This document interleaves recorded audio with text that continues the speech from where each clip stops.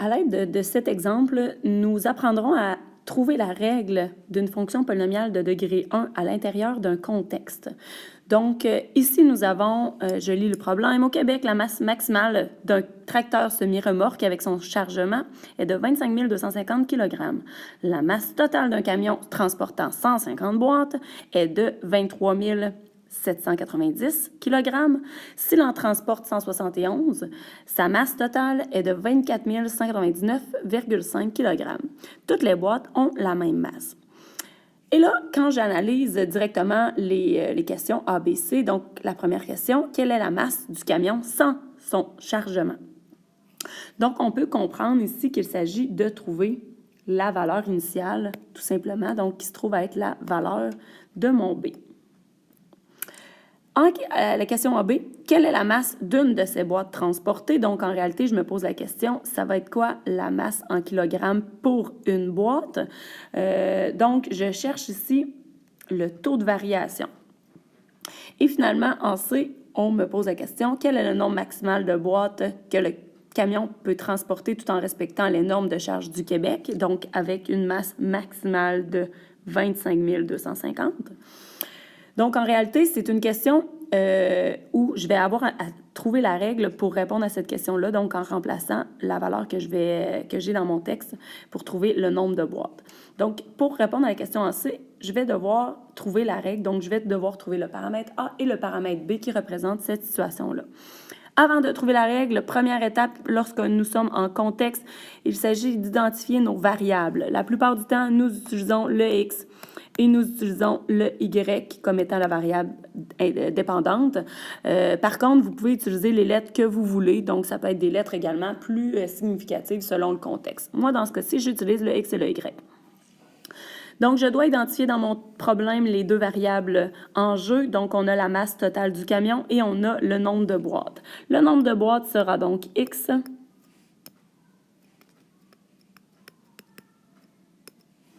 et Y sera la masse totale du camion. Entre parenthèses, on met nos unités de mesure qui se trouvent à être en kilogrammes. Maintenant que j'ai identifié mes variables, c'est une étape hyper importante, je peux maintenant m'attaquer à répondre aux questions. Évidemment, moi, pour les besoins de l'accord, je vais commencer avec la question en B, donc trouver le taux de variation à bord. Pour trouver un taux de variation, j'ai besoin de 2 points.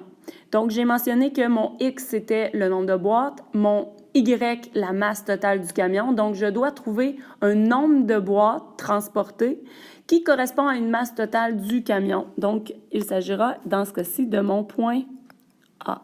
Donc, mon point A sera donc pour 150 boîtes transportées, la masse totale de mon camion est de 23 790. Donc, il s'agit de 2 valeurs associées dans mon problème. Le point B, donc pour 171 boîtes transportées, la masse totale de mon camion est de 24 199,5 kg.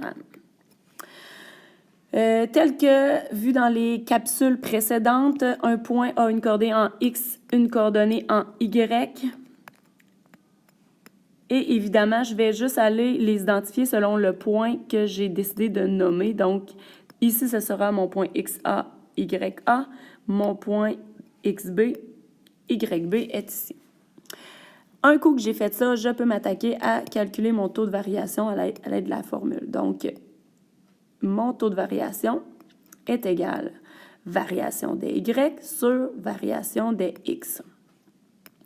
La variation des Y, donc, je vais y aller ici avec YB moins YA sur XB moins XA.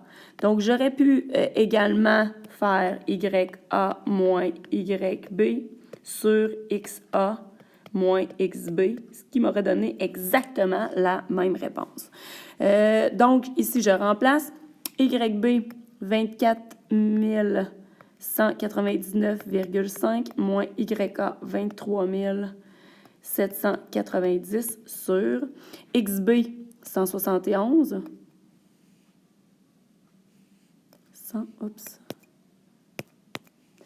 171 moins 150. Et je calcule le tout, ce qui me donne au final 19,5. Un taux de variation a toujours des unités. Il s'agit des unités de Y sur les unités de X. Y étant la masse, donc ce sera donc des kilogrammes par boîte. Très important d'écrire nos unités dans ma démarche. Donc, j'ai trouvé la masse d'une boîte. Il s'agit de 19,5. Je passe maintenant à la prochaine question. Donc, trouver la valeur initiale, la masse du camion sans son chargement. Donc, d'abord et avant tout, je vais aller remplacer mon taux de variation, trouver 19,5 dans ma règle. Et là, je trouve mon B. On se souvient que pour trouver la valeur initiale, je dois poser un point. Donc, je prends un des 2 points que j'avais au départ. Moi, dans ce cas-ci, je vais prendre le point A, qu'il s'agit de 150,23